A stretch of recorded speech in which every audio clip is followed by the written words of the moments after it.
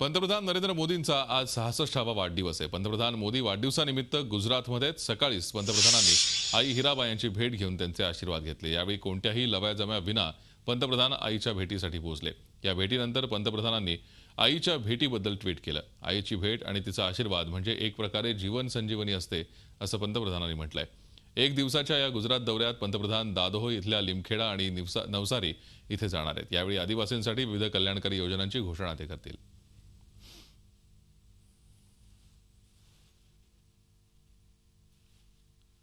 आज पंतप्रधान नरेंद्र मोदींनी आपल्या आईची भेट घेऊन आपल्या जन्मदिवसानिमित्त तिचे आशीर्वाद घेतले। त्याचबरोबर पंतप्रधानांना ट्विटरनेही खास शुभेच्छा दिल्या।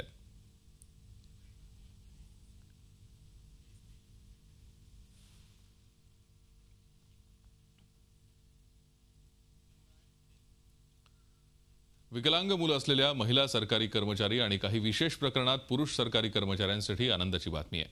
अशा सरकारी कर्मचाऱ्यांसाठी 730 दिवसांची विशेष बालसंगोपन रजा लागू करण्यास मुख्यमंत्री देवेंद्र फडणवीस यांनी मंजुरी दिली आहे।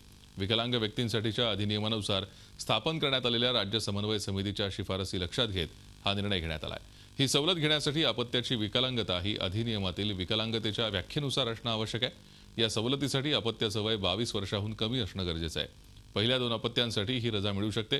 विशेष बालसंगोपन रजा एकाहून अधिक हप्त्यांमध्ये आणि एका आर्थिक वर्षात जास्तीत जास्त 3 वेळा घेता येऊ शकते। झी 24 तास रहा एक पाऊल पुढे।